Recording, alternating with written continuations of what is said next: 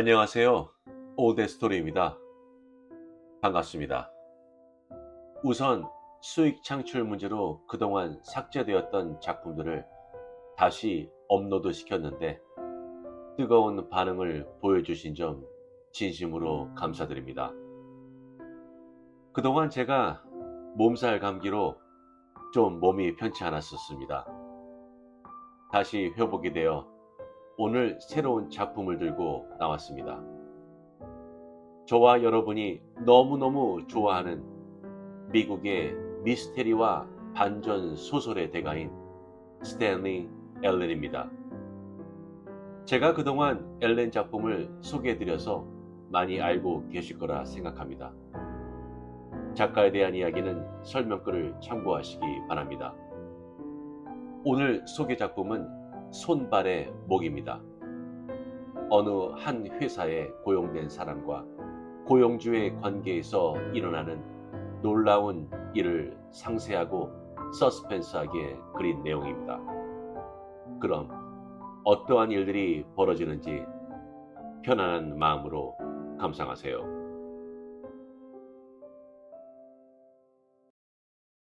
손발의 목, 스탠리 앨런.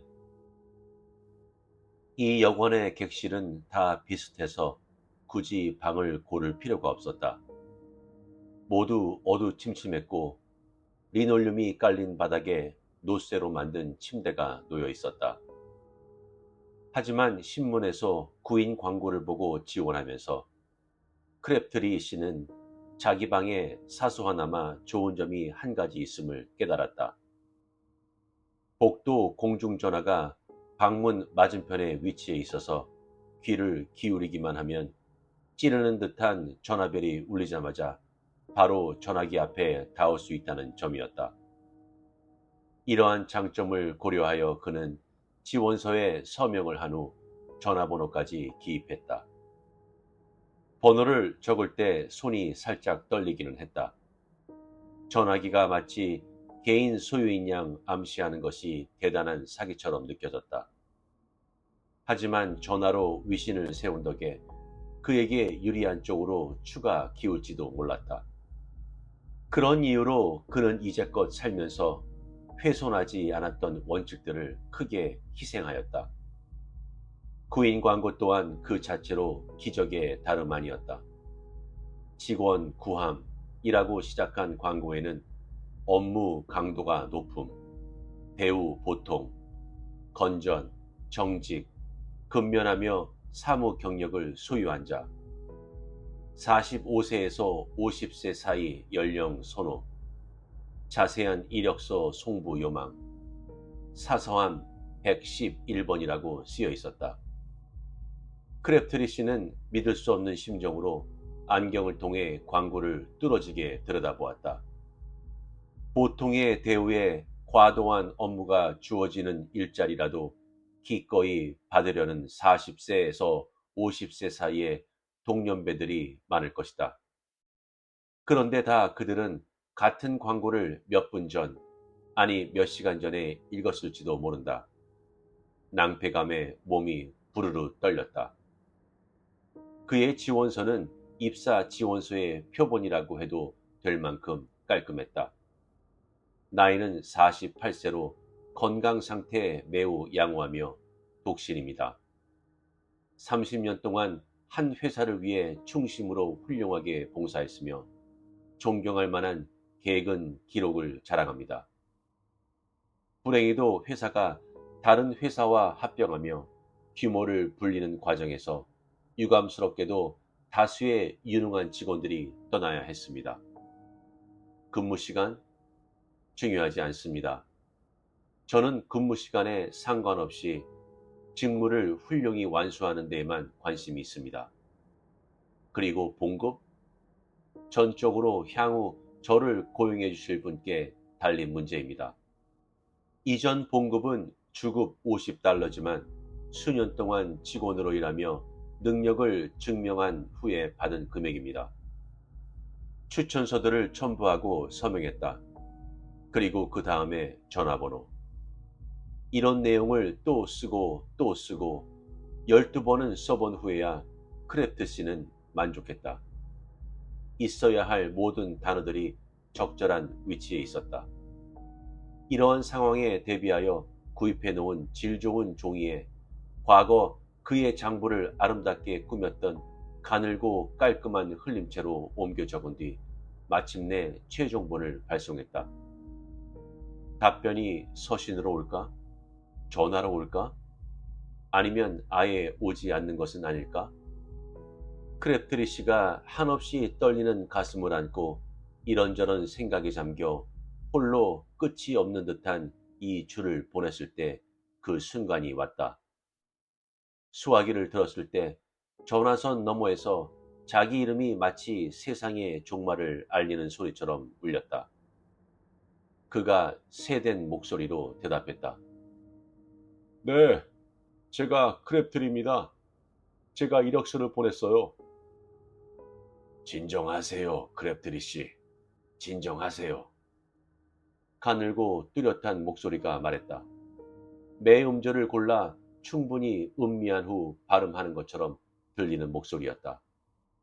그 목소리는 동정심이라도 짜낼 기세로 수화기를 꼭 부여잡고 있는 크랩트리 씨에게 즉각 흥분을 가라앉히는 효과를 발휘했다. 크랩트리 씨의 지원서를 검토했습니다. 예의 괴로울 정도로 신중한 어조로 목소리가 말을 이었다. 그리고 아주 만족했습니다. 아주 만족했어요. 하지만 최종 결정을 내리기 전에 내가 제안할 고용 조건을 확실하게 밝히고 싶습니다. 지금 논의를 해도 괜찮겠습니까? 고용이라는 단어가 크랩트리 씨의 머릿속에서 어지럽게 울려 퍼졌다. 그가 대답했다. 네, 편안히 말씀하십시오. 좋습니다. 우선 크랩트리 씨는 혼자서 사무실을 문제없이 운영할 수 있습니까? 혼자서 말입니까? 아, 업무나 사무실의 규모에 대해서는 걱정하실 필요가 없습니다. 기밀 보고서를 정기적으로 작성하는 일입니다. 사무실에서는 크랩트리 씨 혼자뿐이고요. 문에는 크랩트리 씨 이름이 붙게 됩니다. 아, 그리고 물론 크랩트리 씨의 일을 직접적으로 감독하는 사람도 없을 겁니다. 왜 아주 믿을 만한 분을 필요로 하는지 납득이 되시겠죠? 네, 그렇습니다. 크랩트리 씨가 대답했다. 그런데 기밀 보고서라는 것은 여러 주요 기업의 이름이 적힌 목록이 사무실에 도착할 겁니다. 그 기업들을 자주 언급하는 여러 경제지 신문들의 구독 신청을 해둘 텐데 사무실로 배송될 거예요. 크랩트리 씨는 기업을 언급하는 내용을 보는 대로 모두 메모한 후 매일 퇴근 전에 그 내용을 정리한 보고서를 작성해서 내게 발송하셔야 합니다. 이 작업에 이론적 분석이나 문학적 마무리가 필요 없다는 점을 덧붙이고 싶군요. 정확하고 간결하고 명확하게 이 세 가지만 준수하시면 됩니다. 이해하시겠습니까? 네, 물론입니다. 크랩트리 씨가 열띤 어조로 대답하자 목소리가 말했다. 아주 좋습니다. 이제 근무 시간을 이야기하죠. 9시부터 5시까지 일주일에 6일, 그리고 정오부터 1시간은 점심시간입니다. 특히 강조하고 싶은 것이 있습니다. 시간을 엄수하고 빠짐없이 출근하는 게 매우 중요합니다. 이 부분은 항상 내 아래에서 직접적으로 감독을 받는 것처럼 1초도 어기지 않고 지키셔야 합니다. 이 점을 강조하는 것에 대해 불쾌하지 않았으면 합니다만. 물론입니다. 저는 내 말은 아직 끝나지 않았습니다. 크랩트리 씨가 오늘로부터 일주일이 지난 후 오셔야 하는 주소와 사무실 번호를 불러드리지요. 손에 연필도 종이도 없던 크랩트리 씨는 미친 듯이 기억 속으로 숫자를 쳐넣었다. 그리고 사무실은 크랩트리 씨를 위해 완전히 준비된 상태일 겁니다. 문은 열려 있고 책상 서랍 안에 열쇠가 2개 있을 겁니다. 하나는 문 열쇠이고 다른 하나는 사무실 내에 있는 캐비넷 열쇠입니다. 책상 안에는 아까 언급한 목록과 보고서 작성을 위한 사무용품들이 있을 겁니다. 캐비넷 안에는 업무를 시작할 수 있도록 경제지가 한 묶음 있고요. 크랩트리 씨가 끼어들었다. 죄송합니다만 그 보고서라는 게 목록에 있는 기업들에 대한 모든 사안을 빼놓지 않고 정리해야 합니다. 사업 거래로부터 인사 변화까지 전부요. 그리고 트랩트리 씨가 매일 퇴근하는 즉시 발송해야 합니다. 이해되십니까? 아, 하나만요. 크랩트리 씨가 말했다. 누구 앞으로 어디로 발송해야 하나요? 그걸 물어봐야 합니까? 매서운 어조에 크랩트리 씨는 깜짝 놀랐다. 크랩트리 씨가 이미 잘 알고 있는 사소한 번호겠죠. 당연히? 당연히요. 크랩트리 씨가 대답하자 다행히도 목소리는 신중한 어조로 되돌아왔다. 자, 봉급의 문제가 남았군요. 저는 생각을 많이 해보았습니다. 크랩트리 씨도 아시겠지만 고려해야 할 여러 가지 요소가 있으니까요. 종국적으로는 옛 격언을 따르기로 했습니다. 좋은 일꾼이 품삯을 받는 것은 당연하다라는 말을 기억합니까? 네, 물론입니다. 목소리가 말을 이었다. 바꿔 말하면 훌륭한 직원은 쉬 일자리를 잃을 수도 있지요. 이 원칙에 기초하여 나는 주급 52달러를 제안할 의향이 있습니다. 만족하십니까?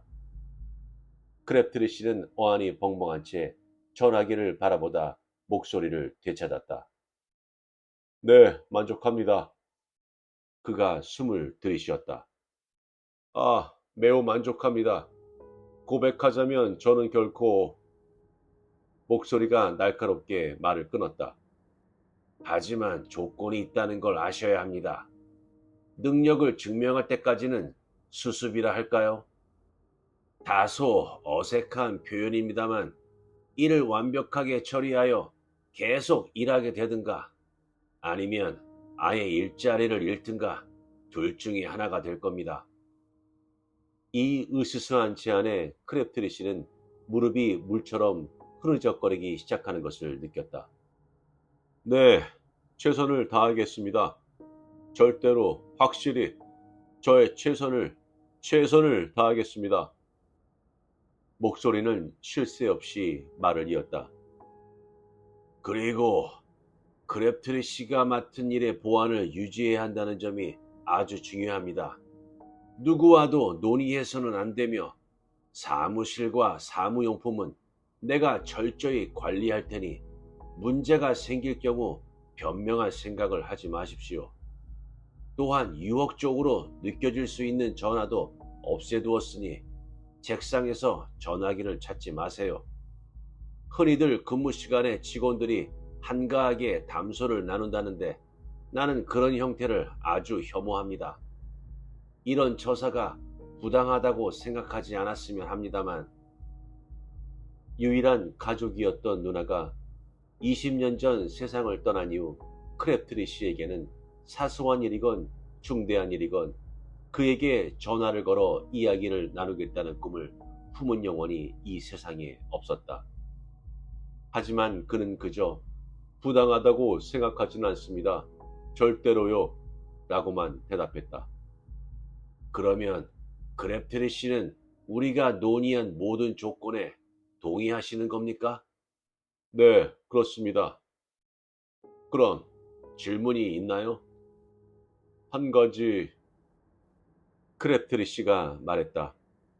제 봉급은 어떻게 매 주말에 지급될 겁니다. 현금으로요. 또 다른 질문 있습니까? 지금 크랩트리 씨의 머릿속에는 진심으로 궁금한 질문이 겹겹이 쌓여 있었지만 한 가지 질문만 끌어내는 것은 불가능했다. 그가 시도할 새를 주지 않은 채 목소리가 시원스럽게 말했다. 그럼 행운을 빌겠습니다. 딸깍 소리가 나며 전화가 끊겼다. 크랩트리 씨도 따라서 전화를 끊으려다 손이 수화기를 너무나 꽉 움켜쥐고 있음을 깨달았다. 잠시였지만 수화기를 내려놓는데 곤욕을 치렀다. 목소리가 준 주소로 처음 향했을 때 건물이 아예 없었다고 해도 크랩트리 씨는 그리 놀라지 않았을 것이다. 건물은 있었다. 거대해서 든든한 건물. 여러 대의 엘리베이터를 꽉꽉 채우고 복도에서 그를 대수롭지 않게 지나치며 효율적으로 일하는 데 바빠 그에겐 무관심하게 옹종거리는 사람들로 북적이는 건물이 있었다. 사무실 또한 존재했다. 구불구불하게 난 복도 끝에 숨어 있었다.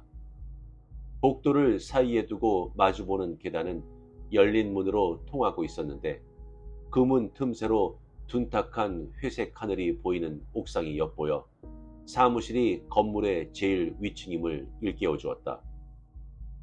사무실에서 가장 인상적인 것은 문에 선명하게 새겨져 있는 크랩트리 연합통신이란 글씨였다.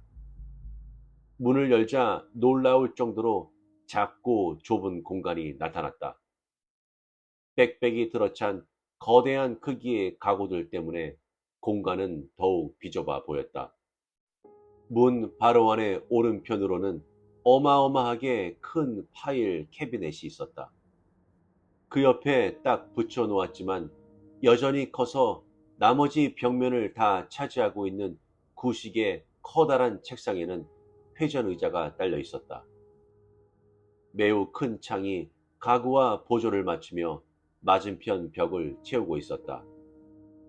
창은 넓다랗고 위로 높이 뻗어 있었지만 창턱은 크랩트리 씨의 무릎을 간신히 넘는 높이일 만큼 낮았다. 유리창 너머로 시선을 홀깃 던지자 눈이 팽팽 돌듯 까마득히 멀어 보이는 지면에 잠시 아찔해졌다. 바로 맞은편에 위치한 창 없이 꽉 막힌 벽이 그 공포를 더욱 부추겼다. 한 번 본 것으로는 충분했다. 크랩트리 씨는 창문 아랫부분을 꽉 잠그고 윗부분만을 쓰기 편리하도록 조절하였다. 열쇠는 책상 서랍 안에 있었다. 펜과 잉크, 펜촉 한 상자, 앞지 한 묶음, 그리고 쓸모 있다기보단 보기에 그럴싸할 것들 67가지의 다른 서랍에 들어있었다. 우표도 있었다. 무엇보다도 기쁜 것은 편지지가 많다는 점이었다. 편지지에는 낱장머리마다 크랩트리 연합통신이라는 이름과 사무실 번호, 그리고 건물 주소가 인쇄되어 있었다. 편지지를 발견하고 기쁨에 넘친 크랩트리 씨는 서둘러 펜을 대담하게 휘둘러 연습삼아 두어 줄의 문장을 썼다. 그러고는 물품을 낭비하고 있는 스스로에게 놀라며 조심스럽게 종이를 잘게 찢어 발치에 놓인 쓰레기통에 넣었다. 그 후 그는 당면한 업무에 온 노력을 쏟아부었다. 파일 캐비넷이 토해내는 기가 질릴 정도로 두터운 경제지 뭉치를 한 줄 한 줄 세심하게 검토해야 했고, 목소리가 예고했던 대로 책상에서 발견한 기업 목록을 보며 매 쪽 읽기를 마칠 때마다 그중 이름 하나를 빠뜨린 게 아닌가 하는 껄끄러운 느낌에 시달렸다. 그래서 그는 업무 시간을 허비하고 있다는 끔찍한 느낌을 받으면서도 해당 쪽 전체를 다시 살폈다. 그리고 애초에 발견하고 싶지도 않았지만 놓친 이름이 없다는 걸 깨닫고 끝에 이르면 신음을 토하곤 했다. 때때로 그는 자기 앞에 놓인 거대한 간행물 뭉치를 결코 다 끝낼 수 없을 것이라는 느낌에 휩싸였다. 진도가 좀 나간 듯 싶어 기쁨에 숨을 내쉴 때마다 이튿날 새로운 간행물이 문 앞에 배달될 것이며 따라서 책더미 위에 책들이 늘어날 거라는 어두운 선견지명에 시달렸다. 하지만 이렇듯 우울한 일과에도 한숨 돌릴 틈은 있었다. 그 중 하나는 일간 보고서를 준비할 때인데 크랩트리시는 스스로가 놀랄 정도로 그 일을 즐겼다. 다른 순간은 봉급을 1달러도 빠짐없이 품은 탄탄한 봉투가 정확히 매주 도착할 때였다. 어쩌면 순수한 희열을 느낄 수 있는 순간이겠지만 그는 이제 다시는 그런 기쁨을 느끼지 못했다.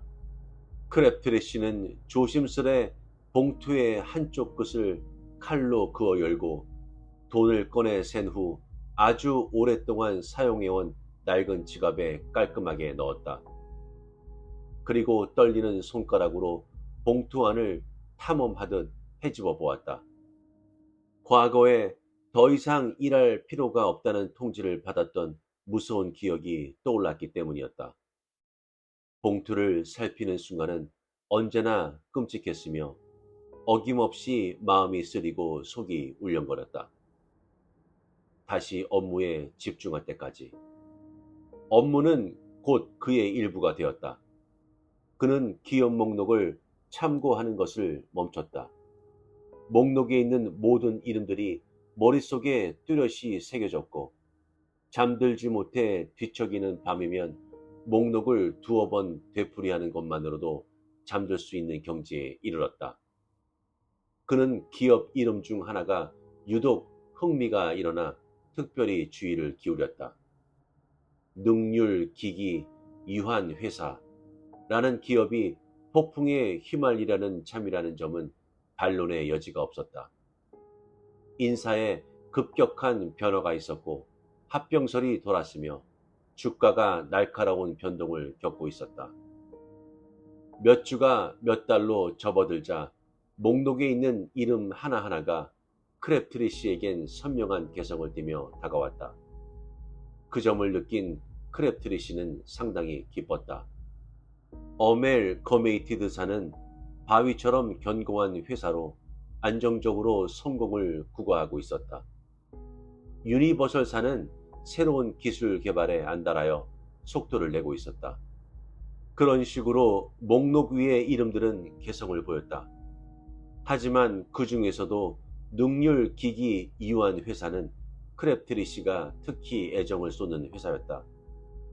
필요한 만큼보다 한꺼풀 정도는 그 회사에 더 관심을 주는 자신을 발견하며 소심해져 겁을 먹은 적도 여러 번 있었다. 그럴 때마다 크랩트리시는 자신을 매섭게 닦아세웠다. 반드시 공평함을 유지해야 했다. 그러지 못하면 그 순간은 아무런 경고 없이 다가왔다. 점심 식사를 마치고 그 어느 때보다도 시간에 딱 맞춰 사무실에 돌아와 문을 열었을 때 크랩트리시는 고용주와 맞대면하고 있음을 깨달았다. 맑고 가느다란 목소리가 말했다. 들어오세요, 크랩트리시. 그리고 문을 닫으세요. 크랩트리시는 문을 닫고 말문이 막힌 채 서 있었다.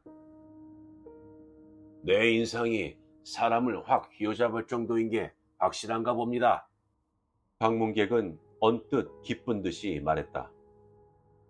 당신에게 그토록 강렬한 영향을 끼치다니 말입니다.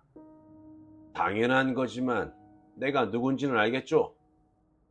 깜빡임 없이 그에게 고정된 커다랗고 퉁방울 같은 눈과 길고 유연한 인매, 드럼통처럼 짧고 둥근 몸, 크랩트리시의 멍한 정신에 눈앞에 있는 사람은 연못가에 편안하게 앉아있는 개구리와 끔찍할 정도로 닮아 보였다. 그리고 크랩트리시는 근처를 날고 있는 불행한 파리 한 마리. 크랩트리시가 떨리는 목소리로 말했다. 제가 생각하기론 제 고용주 같으신데요. 성함이 뭉툭한 집게 손가락이 크랩트리시의 갈비뼈를 장난하듯 쿡쿡 찔렀다. 봉급만 잘 나오면 이름 같은 건 안 중요하죠. 그렇죠, 크랩트리시? 하지만 시간을 절약하기 위해 내 이름이 조지 스펠빈이라고 해둡시다. 흔해 빠진 스펠빈 씨를 인생에서 만난 적이 있나요? 크랩트리 씨? 유감스럽게도 없습니다. 크랩트리 씨가 가련하게 말했다. 그렇다면 당신은 연극을 보러 가는 사람은 아니군요. 그것만으로도 훌륭합니다. 감히 짐작을 해본다면 문학이나 영화를 즐기는 편도 아니지요. 크랩트리 씨가 단호하게 말했다. 일간지는 빠짐없이 읽으려고 노력합니다. 꽤 읽을 거리가 많아요, 스페빈 씨. 그리고 이곳에서 하는 일을 고려하면 다른 오락거리에 쓸 시간을 찾는 건 그리 쉽지 않습니다. 무슨 뜻이냐면 제가 신문을 놓치지 않고 읽고 있다는 말이죠. 눈앞에 기다란 인매의 양쪽 끝이 지켜졌고 크랩트리 씨는 그것이 미소이기를 바랬다. 그게 바로 당신에게서 듣고 싶었던 말이에요. 사실 말입니다. 나는 오로지 사실에만 관심을 집중하는 사람을 원했고 지금 한 말과 직무를 수행하는 방법을 보면 당신이 바로 내가 찾던 그 사람임을 알 수 있어요. 매우 흡족해요, 크랩트리 씨. 크랩트리 씨는 피가 혈관을 따라 산뜻하게 통통거리며 흐르는 것을 느꼈다. 감사합니다, 스펠빈 씨. 다시 한번 감사드립니다. 제가 아주 열심히 노력하고 있다는 것을 저는 잘 알고 있습니다만 다른 여기 앉으세요. 크랩트리 씨는 앞에 버티고 있는 드럼통 몸매를 피해 팔을 뻗어 의자를 돌리려고 했지만 허사였다. 그는 더듬거리며 성급하게 덧붙였다. 사무실은 조금 작아요. 하지만 매우 안락합니다. 적절한 사무실이라고 저는 확신합니다. 스펠빈 씨가 말했다. 그는 창문에 거의 닿을 때까지 뒷걸음치더니 의자를 가리켰다. 크랩트리 씨, 지금은 당신이 앉는 게 좋겠습니다. 내가 온 이유를 논의하는 동안에요.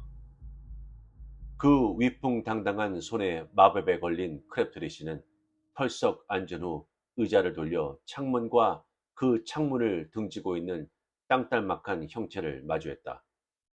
그가 입을 열었다. 오늘 보고서에 궁금한 게 있으시다면 죄송합니다만 아직 마무리가 되지 않았습니다. 능률 기기에 대한 메모가 좀 있습니다만 스펠빈 씨는 대수롭지 않다는 듯 손을 내젓고는 느릿느릿 말했다. 그것을 논의하러 온 것은 아니에요. 내게 닥친 문제를 해결할 방안을 찾기 위해 왔습니다. 당신에게 기대를 걸고 있어요, 크랩트리 씨. 해답을 찾는데 도움을 줄 것이라 생각합니다. 크랩트리 씨는 불안에 가시는 느낌을 받으며 가슴이 따뜻해졌다. 문제요? 스펠빈 씨를 돕기 위해서라면 할 수 있는 건 다 하겠습니다. 가능한 한 전부요. 튀어나올 듯한 눈망울이 우려의 눈빛으로 그를 콕콕 찔렀다. 그럼 말씀해 보세요. 크랩트리 씨. 사람을 죽이는 건 어떻습니까? 크랩트리 씨가 되물었다. 제가 말입니까? 제가 사람을 죽이는 게 어떻겠냐니. 죄송하지만 무슨 말씀이신지 모르겠습니다, 스펠빈 씨. 네, 말은요. 스펠빈 씨는 정성 들여 한마디 한마디를 강조하며 되풀이했다. 당신에게 사람을 죽이라고 하면 어쩔 거냐는 겁니다. 크랩트리 씨의 입이 딱 벌어졌다. 전 그럴 수 없습니다. 그러지 않을 겁니다. 그가 말을 이었다. 살인이지 않습니까? 맞습니다. 농담하시는 거죠? 크랩트리 씨는 웃으려고 했지만 수축된 목구멍을 통해서 나오는 것이라곤 가늘고 가쁘게 바람이 빠지는 소리뿐이었다.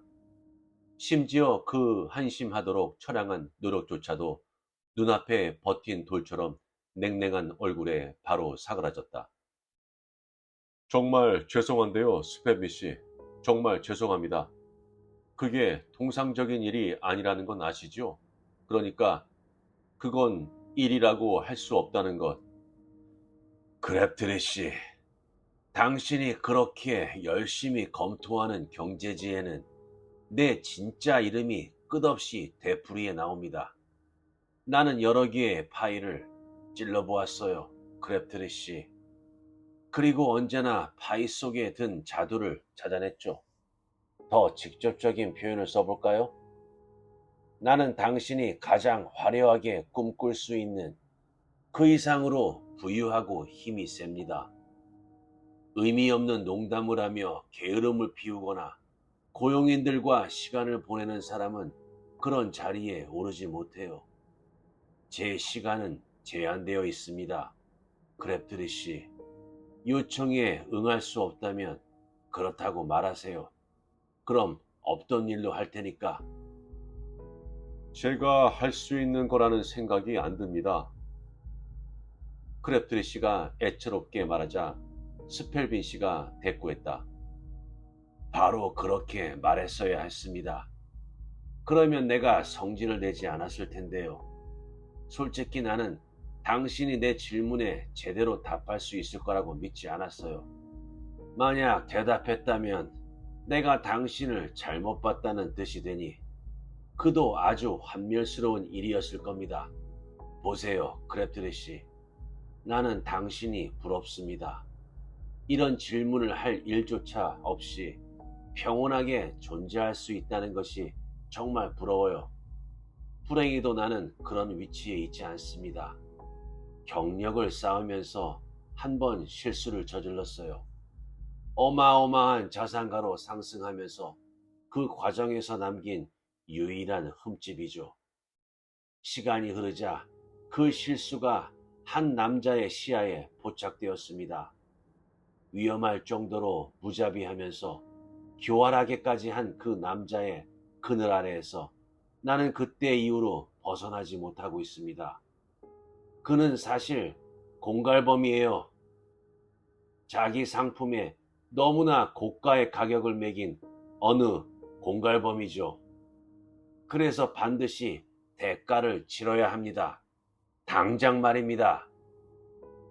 크랩트리 씨가 쉰 소리로 불쑥 물었다. 스펠빈 씨는 그 사람을 죽일 작정이신가요? 스펠빈 씨가 포동포동한 손을 항의하듯 불쑥 내밀었다. 이 손바닥에 파리가 앉는다 해도 말입니다. 그가 날카롭게 말을 이었다. 나는 손가락을 오므려서 파리의 생명을 앗아갈 힘이 없어요. 꾸미지 않고 말하자면요, 크랩트리 씨. 내가 폭력적인 행위를 범하는 것은 불가능합니다. 여러 면에서 존경할 만한 자질이지만 지금은 다시 창피할 따름입니다. 그 남자는 반드시 죽어야 하니까요. 스펠빈 씨가 잠시 말을 멈췄다. 이 일은 정보업자에게 의뢰할 일도 아닙니다. 업자를 이용한다면 지금의 공갈범을 새 공갈범으로 대체하는 일밖에 되지 않는데 완전히 쓸데없는 일이지 않겠어요? 스펠빈 씨가 다시 말을 멈췄다 이었다. 자, 크랩트리 씨, 결국은 한 가지 결론밖에 없다는 걸 아시겠죠? 나를 괴롭히는 사람을 부수는 책임은 전적으로 당신에게 있다는 걸. 저라고요? 크랩트리 씨는 고함쳤다. 아니, 저는 결코 안 됩니다. 아, 그러지 좀 마요. 스펠빈 씨가 퉁명스럽게 말했다. 너무 흥분해서 위험한 상태로 빠지고 있군요. 이야기를 더 진행하기 전에 크랩트리 씨에게 확실하게 해두고 싶은 게 있습니다. 내 요청을 수행하지 못한다는 것은 당신이 오늘 이 사무실을 떠나야 한다는 것, 영원히 떠나야 한다는 것을 뜻합니다. 자기 위치를 알지 못하는 고용인을 난 견딜 수가 없어요. 견딜 수가 없다니요. 크랩트리 씨가 말을 이었다. 그렇다고 해도 이건 옳지 않아. 전혀 옳지 않습니다, 스펠빈 씨. 나는 열심히 일했다고요. 그는 습기 찬 안경을 만지작거리며 조심스럽게 닦아 코에 다시 얹어 놓았다. 그리고 그런 비밀을 제게 남기고 가시다니요. 말도 안 돼요. 말도 안 됩니다. 그리고 크랩트리씨가 퍼뜩 깨달은 점을 덧붙였다. 이건 경찰이 관여할 일입니다. 스펠빈 씨의 얼굴이 무섭도록 벌겋게 변했고 거대한 체구가 떨리며 내뿜는 웃음소리가 공기를 뚫고 귀가 멀도록 실내를 울려댔다. 크랩트리 씨는 즐겁했다. 간신히 진정한 스펠빈 씨가 말했다. 용서하세요. 용서하세요. 단지 당신이 경찰에 가서 고용주가 한 놀라운 요구에 대해 이야기하는 장면을 떠올려 봤을 뿐입니다. 크랩트리 씨가 말했다. 이해해 주셨으면 합니다. 스펠빈 씨를 협박하는 게 아닙니다. 그저 협박한다뇨. 크랩트리 씨, 말해보세요. 세상 사람들 눈엔 우리 사이에 무슨 연관이 보이겠습니까? 연관이요? 저는 스펠빈 씨를 위해 일을 합니다. 여기에서 일하는 고용인이고요. 저는 스펠빈 씨가 온화한 미소를 지었다. 참으로 신기한 환상을 품고 있군. 사람들 눈엔 당신은 그저 초라한 소시민입니다. 내가 관심을 둘 사람으로는 어떻게도 보이지 않는 보잘것없는 작은 회사 일을 하는 사람이에요. 스펠빈 씨가 저를 직접 고용하셨지 않습니까? 제가 지원서를 써서 보내드렸고요. 그랬죠. 불행히도 그 자리는 이미 차 있었습니다. 매우 정중하게 답신을 써서 알리지 않았나요? 무슨 말도 안 되는 소리냐는 표정이군요, 크랩트리 씨. 말씀드리죠. 이 일이 문제가 될 경우에 대비해 내 서류철 안에는 당신의 지원서와 내가 쓴 답신의 복사본이 안전하게 보관되어 있습니다. 그럼 이 사무실은요? 내부 인테리어는? 제 경제지 구독은 어떻고요? 스펠빈 씨가 무겁게 고개를 흔들며 말했다. 크랩트리 씨, 크랩트리 씨, 당신의 주급이 어디서 나오는지 궁금해 본 적이 한 번이라도 있었나요? 이 건물의 관리인도 사무용품 판매상도 당신에게 간행물을 배달하는 신문사도 당신만큼이나 내 정치에는 관심이 없습니다. 일하는 사람들은 신속하게 대금을 지불받기만 하면 아편이라도 피운 것처럼 만족하죠. 당신 이름으로 된 우편만을 이용해 대금을 지불한 것이 나로서는 다소 변칙적이었다는 점은 인정하지만요, 크랩트리 씨. 하지만 제 보고서는요. 크랩트리 씨는 심각하게 자신의 존재 의의를 의심하기 시작했다. 보고서에 문제가 있군요. 감히 말해보자면 영리한 머리를 가진 크랩트리 씨는 지원서에 대한 부정적인 답변을 받은 후 스스로 사업을 하기로 결정한 겁니다. 그리하여 경제 전문 보고서 서비스 회사를 세우고 이 나를 고객으로 삼으려는 시도도 했습니다. 나는 매섭게 거절했지요. 하지만 당신은 어리석게도 시도를 포기하지 않았어요. 어리석다고 말하는 이유는 그 보고서가 내게 전혀 쓸모없는 것이기 때문입니다. 당신이 논의하는 어느 기업에도 관심이 없는데 왜 관심이 있을 거라고 상상하는지는 내 이해력을 뛰어넘는 문제더군요. 솔직히 이 남자는 괴짜치고도 제일 질 나쁜 유가 아닌가 의심합니다만 나는 그런 사람들을 많이 다뤄본 적이 있었기 때문에 그저 당신을 무시하면서 일간 보고서를 받으면 찢어버렸죠. 찢어버렸다고요? 얼어붙은 듯 꼼싹달싹 못하며 크랩트리 씨가 물었다. 크랩트리 씨가 불평한 이유는 없지 않나요? 스펠빈 씨가 약간의 짜증을 내비치며 말했다. 크랩트리 씨 같은 성격의 사람을 찾기 위해서는요, 광고에 업무 강도 높음이라는 표현을 쓰는 것이 필요했습니다. 나는 우리 사이 거래에서 과도한 업무를 제공했다는 내 몫의 역할에 충실하고 있을 따름입니다. 내가 준 업무에서 나온 결과를 최종적으로 어떻게 쓰는지 당신이 간섭해야 할 이유를 모르겠군요. 크랩트리씨가 무력한 어조로 표현을 반복했다. 나 같은 성격의 사람이라 살인을 저지르기 위해서요? 그러면 안 됩니까? 상대의 기다란 인매가 험악하게 다물렸다. 알려드리죠, 크랩트리씨.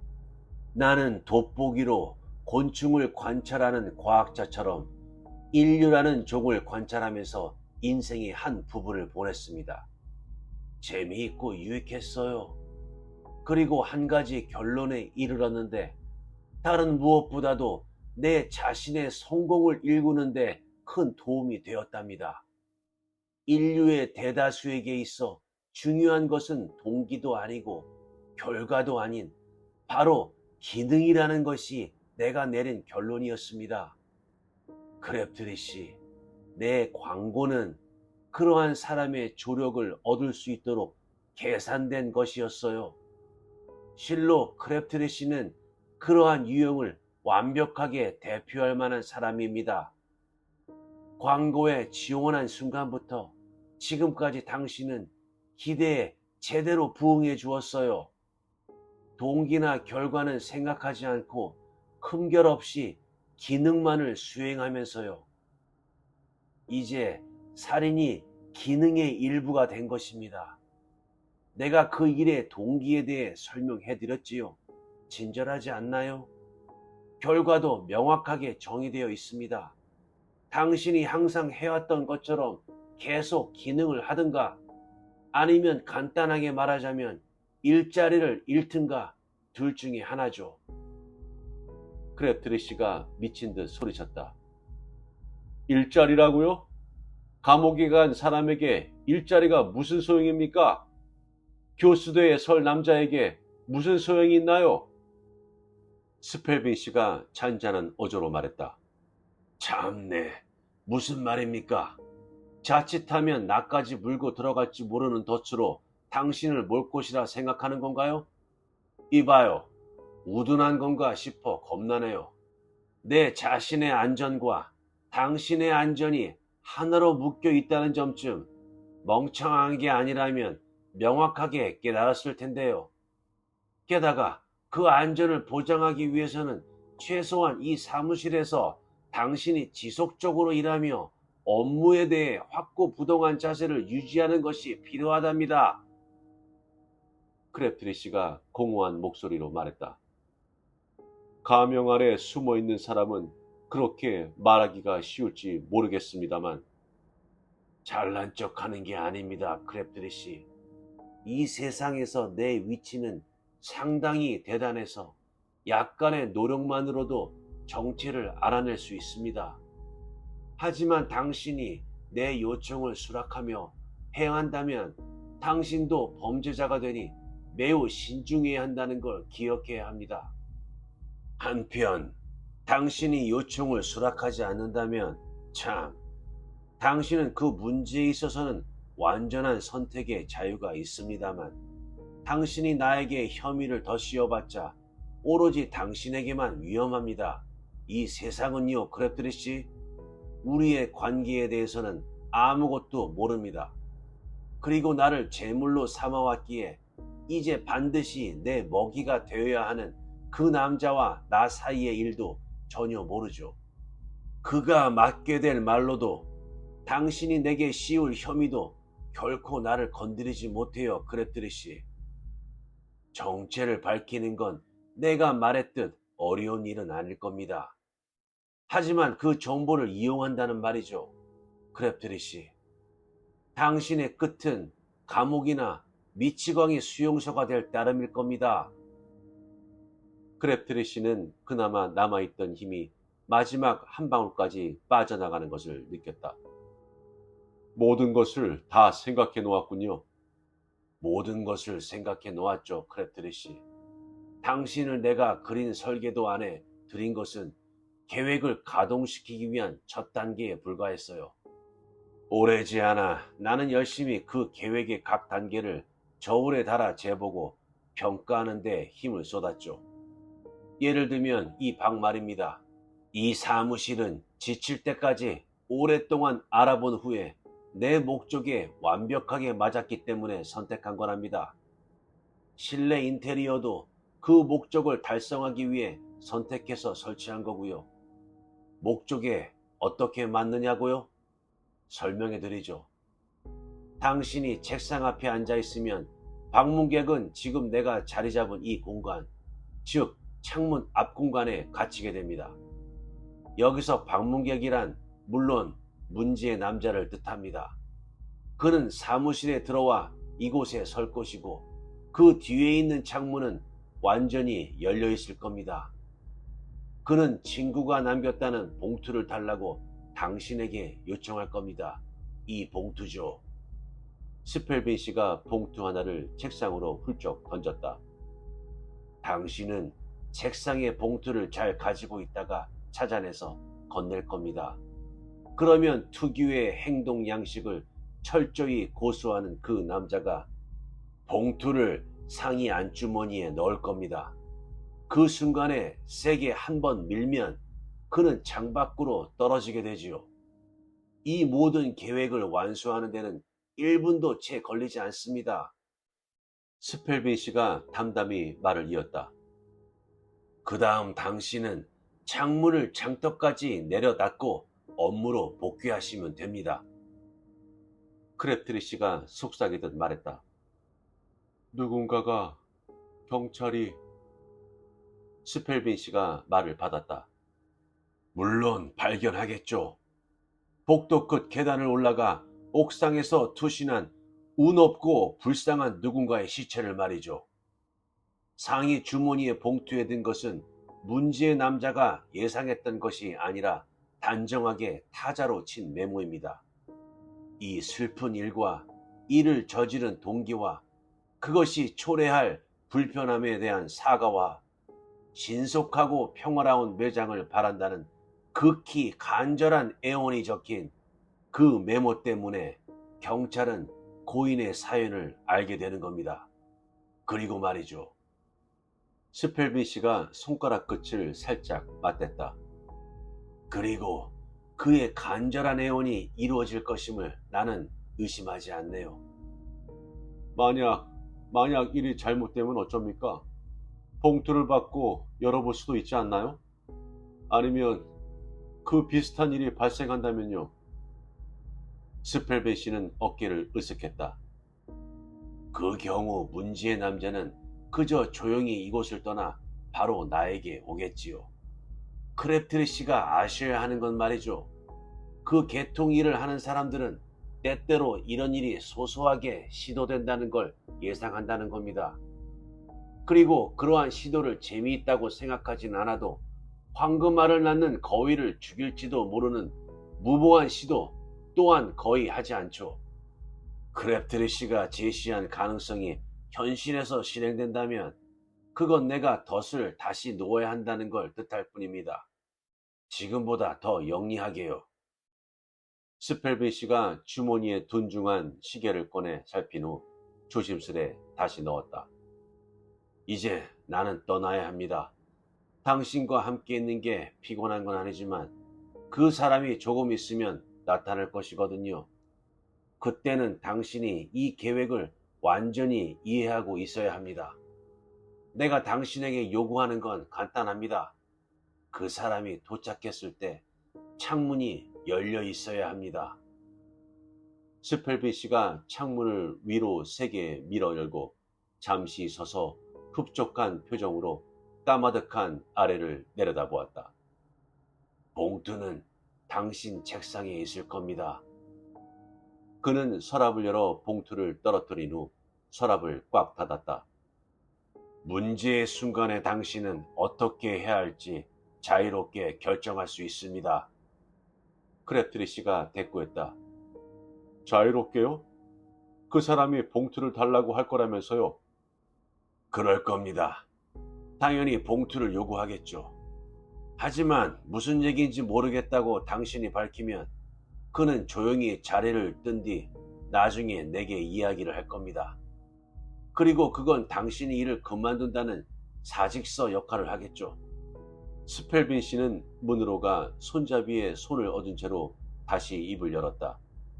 하지만 내가 그에게서 연락을 받지 않는다면 나는 이후부터 성공적으로 수습기간을 마친 당신을 유능하고 신뢰 가능한 직원으로 대우할 겁니다. 보고서는요? 찢어버린다면서요? 크랩트리 씨의 말에 스펠비 씨가 살짝 놀라며 대꾸했다. 물론 당신은 일을 계속하고 이제껏 계속 그랬던 것처럼 보고서를 보내면 됩니다. 다시 한번 말하지만 보고서는 무의미하기 때문에 내게 중요하지 않아요. 크랩트리 씨, 그건 계획의 형식적 일면이고 당신이 그 형식을 고수하면 나는 완전히 안전해질 겁니다. 이미 말한 바와 같이요. 문이 열렸다가 조용히 닫혔고 다음 순간 크랩트리 씨는 실내에 홀로 남아 있었다. 맞은편 건물의 그림자가 책상에 짙게 깔렸다. 크랩트리 씨는 손목시계를 보았지만 실내가 어두워져 몇 시인지 제대로 볼 수 없었다. 그가 머리 위로 늘어진 전등줄을 잡아당기기 위해 자리에서 일어나는 순간 문을 부술듯이 두드리는 소리가 들렸다. 들어오세요. 크랩트리 씨가 말했다. 문이 열리고 두 명의 모습이 드러났다. 작고 말쑥한 남자와 동행이 왜소해 보일 정도로 체격이 꽤 큰 경찰관이었다. 작은 남자는 사무실 안으로 들어서더니 모자에서 토끼를 꺼내는 마법사 같은 몸짓으로 주머니에서 커다란 지갑을 꺼내 번들거리는 배지를 보인 후 다시 닫아 주머니에 넣었다. 그 남자가 간결하게 말했다. 경찰입니다. 샤프라고 합니다. 크랩트리 씨가 공손하게 고개를 끄덕이고 물었다. 무슨 일이신지. 신뢰가 되지 않는다면 몇 가지 질문을 하겠습니다. 샤프가 군더더기 없이 간결한 어조로 말했다. 그 말이 신호인 양 체격이 큰 경찰관이 사용하기 편리해 보이는 수첩과 몽땅 연필을 가지고 들어와 자리를 잡았다. 크랩트리 씨는 안경 너머로 수첩을 살펴본 후 키가 작은 경찰 샤프에게 시선을 돌리고는 말했다. 괜찮아요. 신뢰가 안 됩니다. 크랩트리 씨가 맞습니까? 샤프의 말에 크랩트리 씨는 움찔 놀랐다가 문에 이름이 새겨져 있다는 사실을 떠올렸다. 네, 맞습니다. 샤프의 차가운 눈동자가 그를 향해 번득이다가 경멸의 시선으로 방안을 훑었다. 당신 사무실입니까? 네, 그렇습니다. 여기 오후 내내 계셨습니까?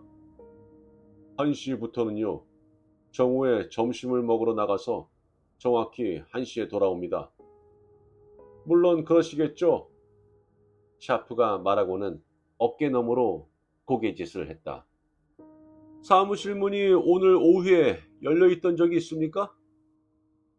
일하는 중에는 항상 닫아놓는데요.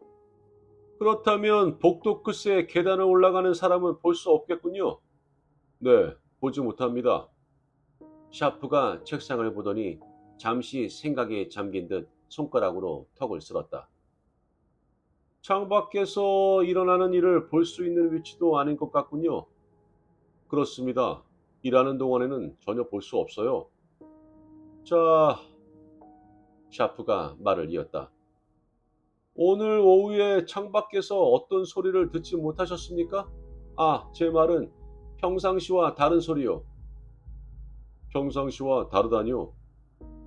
크랩트리 씨가 막연한 듯 상대의 표현을 되풀이했다. 비명입니다. 누가 비명을 지르는 소리 같은 건 말입니다. 크랩트리 씨가 미간을 찌푸리다 대답을 했다. 그러고 보니 들었습니다. 별로 오래전도 아니군요. 깜짝 놀란 것 같은, 아니, 겁을 먹은 것 같은 소리였을까요? 상당히 크기도 했고요. 여긴 항상 조용해서 그런 소리가 나면 듣지 못할 수가 없어요.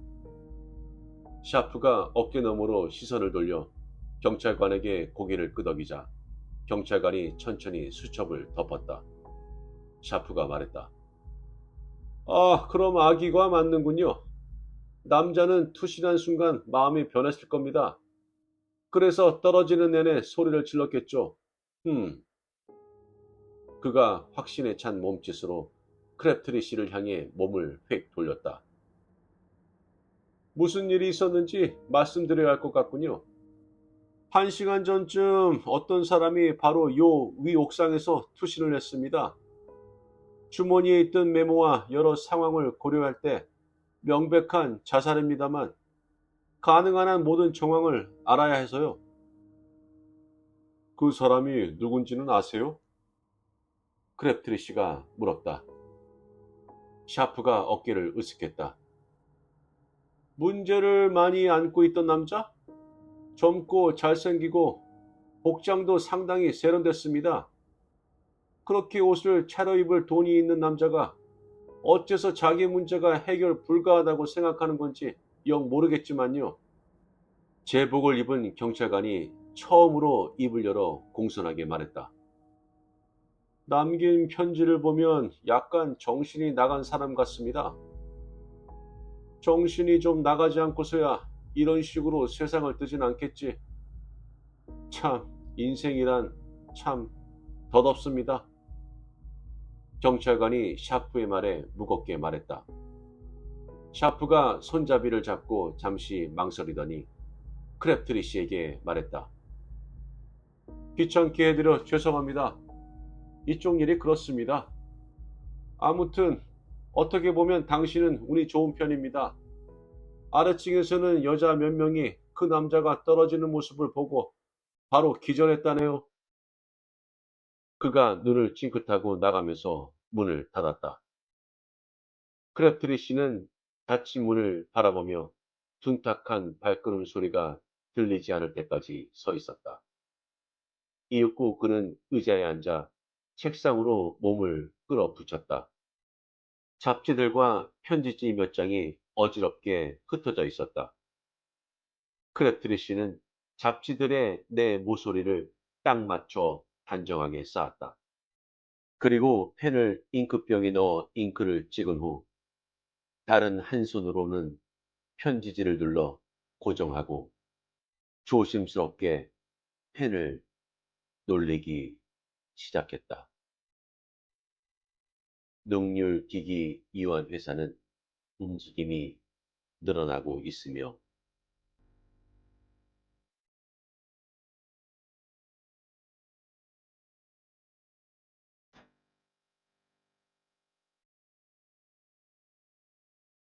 어떠셨나요? 역시 스탠리 알렌은 기대를 저버리지 않는군요. 이 작품의 심볼은 저의 생각은 한마디로 말해 도덕적 딜레마가 아닐까 싶습니다. 혼자 일하고 일도 편하고 돈도 잘 줘서 꿈에 그리던 직장 생활을 하던 크랩트리 씨. 하지만 나중에 상사에게 누군가를 죽일 것을 명령받습니다. 안 죽이면 내가 죽고 내가 살자고 죽이자니 도덕적으로 마음에 걸리니 음, 여기서 우리가 배울 수 있는 사실은 다른 사람이 내 능력에 비해 터무니없이 높은 돈을 주고 일을 시키려고 하면 무조건 도망가야 한다. 왜냐면 세상엔 공짜는 없으니까요. 그렇다면 여러분은 그동안 삶 속에서 도덕적 딜레마에 부딪혔던 경험이 있으신가요? 아마 많이 있으리라 생각합니다. 그렇다면 무엇이었나요?